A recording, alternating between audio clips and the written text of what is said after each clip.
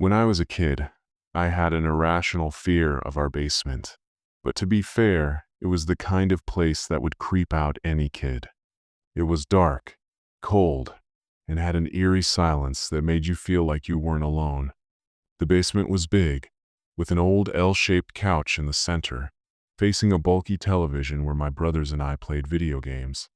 There was a wooden support column near the couch, a small dining booth in one corner, and an old bar in the other.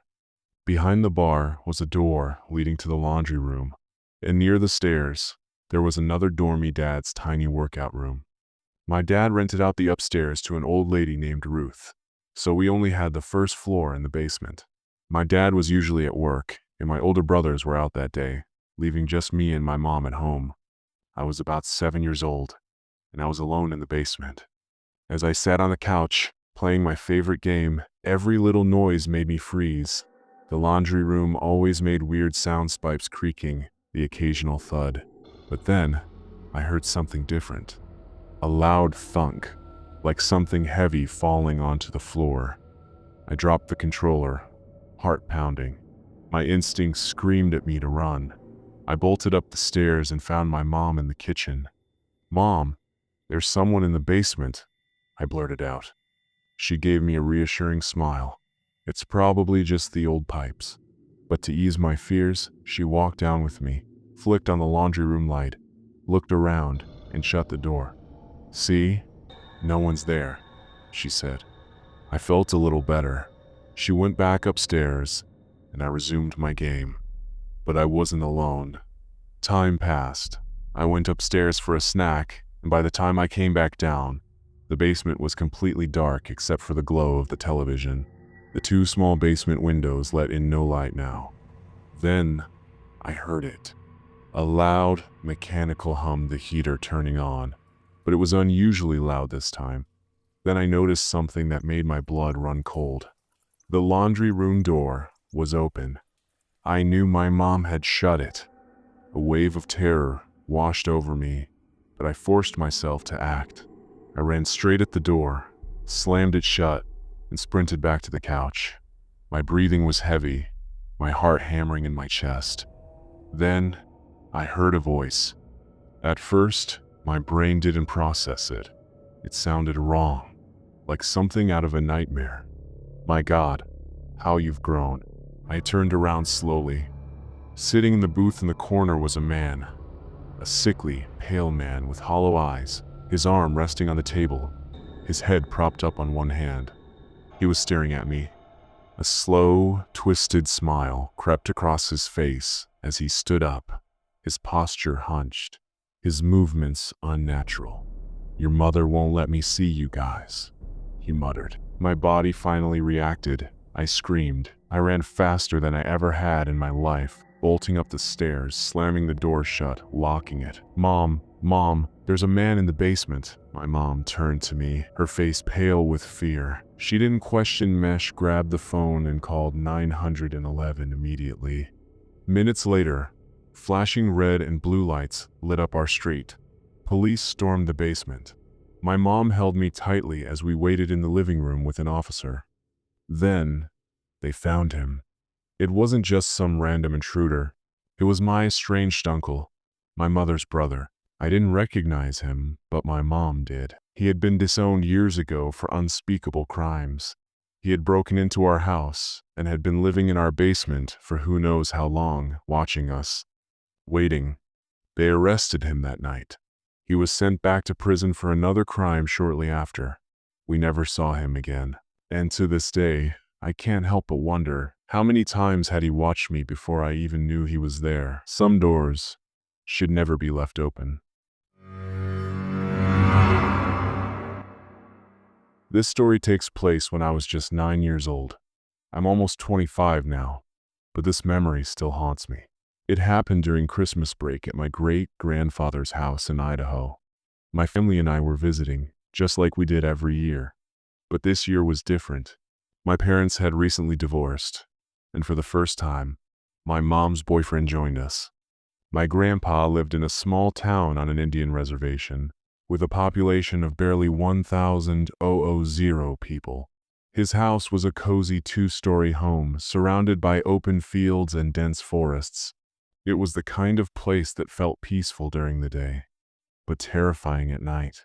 About a day after we arrived, my aunt, uncle, and cousins surprised us. They drove 10 hours to spend the holidays together, even though they had told us they couldn't make it due to work. At the time, my cousins and I were really close, so this was the best Christmas gift ever. That night, my uncle, step-aunt, and another cousin who lived next door came over to visit. As usual, the adults started their grown-up talk, which was incredibly boring for us kids. So, we decided to go down to the basement and play a game we had made up called the monster game. The rules were simple. Sam and Evan were the monsters and had to hide somewhere in the pitch-black basement. Kennedy and I had to find them. The only light down there came from the pellet stove and the moonlight through the window. Once we got close to them, they'd make monster noises and chase us back up the stairs, which was our safe zone. It sounds silly now, but back then, in that dark and silent basement, it was absolutely terrifying. We played our first round, laughing and screaming as Sam and Evan jumped out and scared us. Then we decided to play again. This time, I went down first. As we stepped into the darkness, I suddenly heard a loud thud. Someone hit the wall. My heart skipped a beat. Then I saw it. A shadowy figure stood outside the basement window. I froze. My breath caught in my throat. I threw my hand back to stop Kennedy from walking any further. "What? Why are you stopping?" she whispered, sounding annoyed. I pointed toward the window. She followed my gaze, and then she saw it too. A tall, dark figure stood completely still, watching us. Kennedy panicked. "Sam, Evan, stop the game, there's someone out there," she whispered loudly. At first, they didn't believe us. "Yeah, right," Sam said. "You guys are just scared." Evan laughed. "It's probably Uncle Stan outside smoking." But I knew that wasn't true. Uncle Stan always smoked on the front porch, never in the back. I ran upstairs to check. My stomach dropped. Everyone was inside. No one was missing. I rushed back downstairs, shaking. "Guys, everyone is inside. That's not Uncle Stan. That's not Grandpa. That's a stranger." The fear hit all at once. Sam and Evan finally took it seriously. Kennedy started to cry. We ran up the stairs and stood at the top, trying to decide what to do. Sam, trying to act tough, whispered, "Let's just go back down and check." I didn't want to, but the figure was gone, so we assumed he left. We turned on the basement lights and decided to just play ping pong instead. But as the light flickered on, we noticed something terrifying. The basement window was cracked open.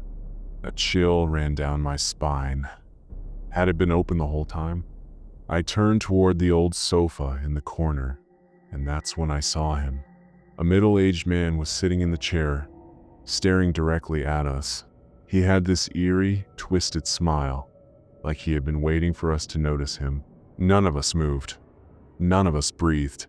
Then he started to stand up. That's when I finally screamed. "Run!" We bolted up the stairs, slammed the basement door shut, and ran straight into the living room crying. "There's a man downstairs." My uncle, who's a cop, grabbed my grandpa's gun and stormed into the basement. Minutes passed. Then he came back up. "No one's down there." But outside, we found footprints in the snow. They led from the window to the driveway and then disappeared. That night, none of us slept alone. My grandpa was furious. He was sure his basement windows couldn't be opened from the outside. But the proof was right there. Someone had broken in and had been watching us. I never played the monster game again. And to this day, I never go into basements alone.